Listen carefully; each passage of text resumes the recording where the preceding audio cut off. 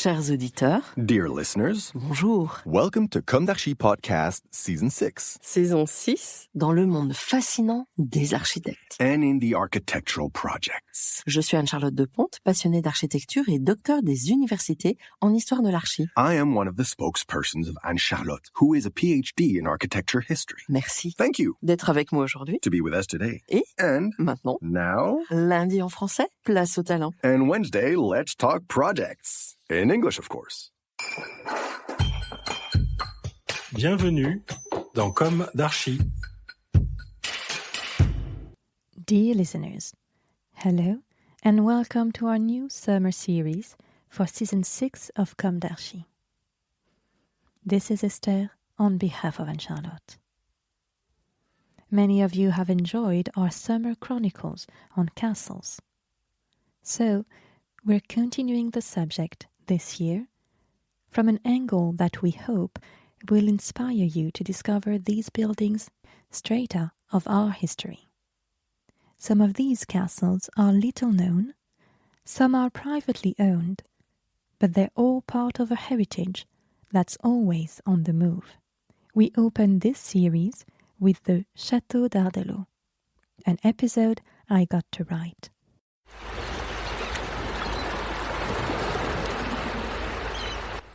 Between Boulogne and Étampes, on the Opal coast, in a setting formed by the Hardelot forest, the Condé dunes, the Neuchâtel dunes, and the Clairvaux lake, stand the remains of the Hardelot fortress. Tucked away among the ruins, a surprising Victorian manor houses the Entente Cordiale Cultural Centre behind its crenellated facade. A place dedicated to the often tumultuous Franco-British relationship. From the last bartizan of the last tower, the view sweeps over gardens and marshes laden with 1,000 aquatic plants, over the arid dune, and reaches the blue horizon of the English Channel. The remains of this medieval castle still evoke the memory of counts and kings, famous characters from the most beautiful pages of French and English history. Today, the Château d'Hardelot still features its 13th century outer walls, despite the towers and curtain walls' crown having been taken off, the walls mutilated, and the main gate lost. Flemish authors, Hyperius and Udegest, attribute the construction of Hardelot to Philippe Hurepel de Clermont, Count of Boulogne, son of King Philippe Auguste. He distinguished himself by the large number of castles he had repaired, notably the Castrum Bononia, or Château de Boulogne, from which he undoubtedly drew inspiration for the Château d'Hardelot. According to Father Benoît-Joseph Taubois, although the fortress was partly rebuilt by Philippe Hurepel, it would be presumptuous to assert that Hardelot Castle does not date back to a more remote period. Its position undoubtedly served as a military post occupied by the Romans. In fact, during the Roman occupation, Boulogne was the obligatory point of passage to Great Britain. In Boulogne, an ancient Gallo-Roman wall, built of rubble, set in a reddish cement, is still visible in the thickness of the medieval ramparts. It is therefore quite possible that the Castrum d'Hardelot was built on the site of an ancient Roman fortress. A wooden enclosure is mentioned in texts as early as the year 811. Some 10 years earlier, Charlemagne had ordered defences to be built on the coast to resist the Normans whose raids were ravaging the country. He himself came to Boulogne to explore the coast, forming a fleet and leaving troops behind.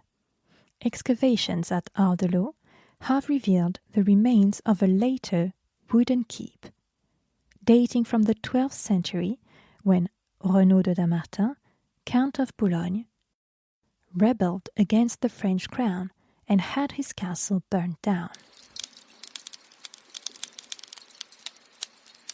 Estimated to have been built around 1230, the limestone fortress has an almost regular octagonal shape, without a keep, and is composed of towers linked by curtain walls, themselves surmounted by a parapet walk.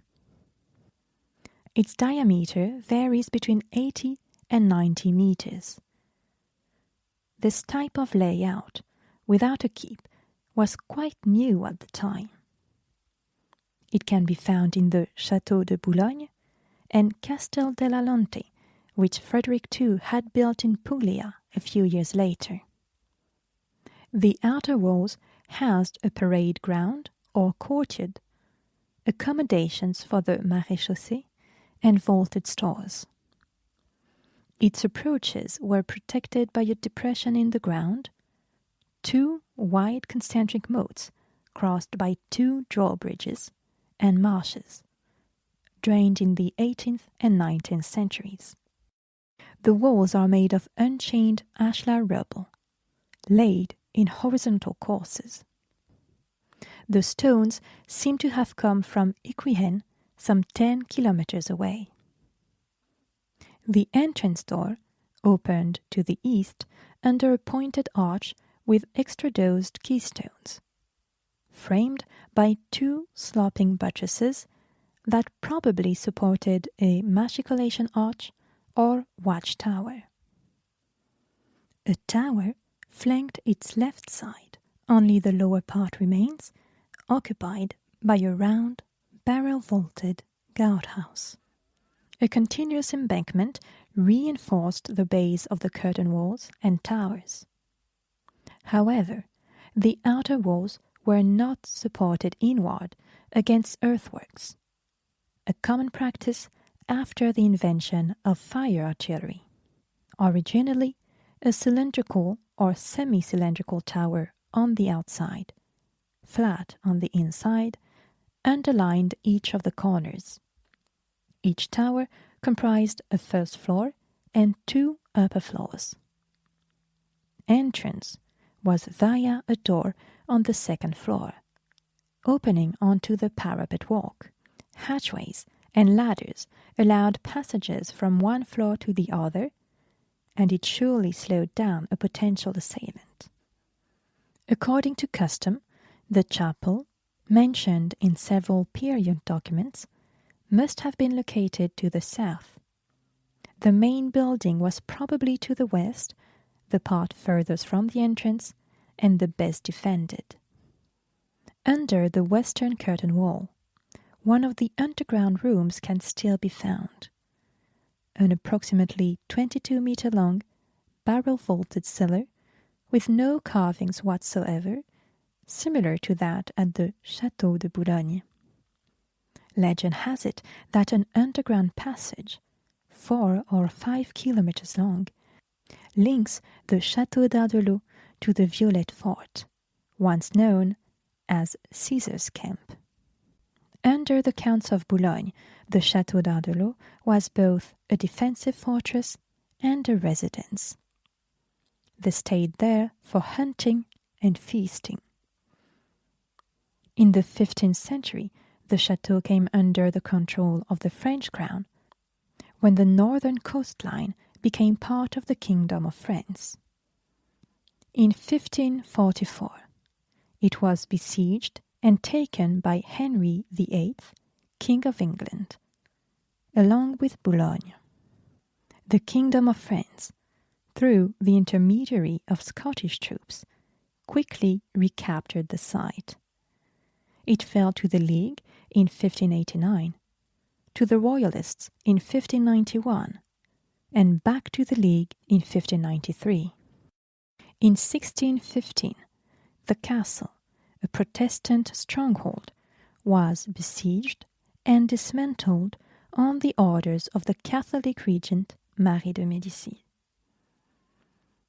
Neglected for over 3 centuries, it seems to have had no other enemy than time, whose ravages are slower but just as sure as those of man. During the French Revolution, the ruins were sold as national property and then rented out for farm use. In 1848, Sir John Hare bought the Hardelot ruins. He was an English industrialist with a passion for history and antiquities. In 1855, he tore down the farm buildings, built a keep, and began archaeological excavations. The inimitable Charles Dickens liked to stay nearby, in a discreet house of the commune of Condé. On Sir John Hare's death in 1865, the estate was bought by the English captain Henry Guy. He continued work on the keep. He had a neo-Gothic manor house built on the remains of the medieval seigneurial dwelling, set in the ruins of the outer wall. Despite criticism, this poorly executed pastiche of Windsor Castle and the worst English Gothic, according to Roger Rodier, became the heart of the seaside resort of Hardelot Plage, co-founded by industrialist John Robinson Whiteley. Whiteley bought the manor house and its ruins in 1897. The resort prospered even before it opened. In the early 20th century, American, English, and French tourists wrote back to each other in a series of letters to the New York Herald, from which we quote an excerpt, humbly signed, "One who knows," uniting as it does a historical castle, a fine beach, a state forest, pure air, and a beautiful neighborhood, midway between London and Paris, and but 3 miles from the main line of the Calais-Boulogne-Paris railway. Situated as it is in such a lovely bit of country, and having also a fine sea front, what a northern Biarritz or Cannes might be organized there, with the additional advantage of being so much nearer to London and Paris. End of quote. But the First World War broke out. The resort collapsed and closed. Over the course of the 20th century, the Château became in turn a British infantry school for New Zealand and Canadian officers, a home for the congregation of the Sisters of Sainte Agnès d'Arras, and a centre for events and leisure activities for the commune of Condé. Since 2009, Hardelot, managed by the Pas-de-Calais department, has been the Entente Cordiale Cultural Centre. The interior of the château has just been renovated and reopened on July the 1st, 2025. The rooms of the manor house have been recreated as if they were inhabited, with, amongst others, objects from the Mobilier National, French National Furniture Collection. The temporary exhibition space adjoining the château was designed by architects Silvana Bartoli and Céline Medina. Opened in 2016, it skillfully blends medieval, Victorian, and contemporary architecture. The same year, an Elizabethan theatre was inaugurated, the only one of its kind in France. It was designed by Studio Andrew Todd, based on the architectural principles of the Elizabethan theatre: circular shape, movable stage wall, stage overhanging the parterre. A notable difference, both practical and ecological, is that the theatre is not open air, but covered by a glass roof that can be blacked out. This controls natural light and saves energy. The structure is made of wood, and the interior is clad in panels of spruce, larch, and raw waxed oak. Encircling the theatre, the play of light and shadow of the 12-meter-high bamboo thatch cage harmonizes the architectural ensemble and integrates it into its surroundings. In 2017, the project was awarded the prize for the best wood construction in the world. 2017 World Architecture News. A green setting, both cottage garden and ecological garden, surrounds the ramparts. Wild plants, combined with horticultural plants, recall the proximity of the Parc naturel régional des Caps et Marais d'Opale. The Condette Marsh Regional Nature Reserve, created in 2009, humbly holds the disappearance of wetlands in France, which have been halved in the space of 30 years. It boasts a rich biodiversity with over 390 plant species, 35 mammal species, and 110 bird species. Dear listeners, thank you for listening. Let's meet again next week for another summer episode of Comme d'Archi. Until then, take care. Goodbye.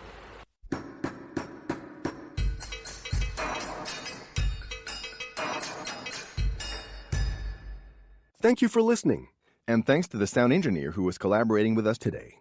Don't forget to tune in to our previews on Instagram at Comme d'Archi Podcast. If you enjoy this podcast, don't hesitate to promote it by giving it 5 stars and a little comment on Apple Podcast or on your favorite podcast platform. And above all, subscribe to listen to all of our episodes for free. See you soon, and until then, take care of yourself.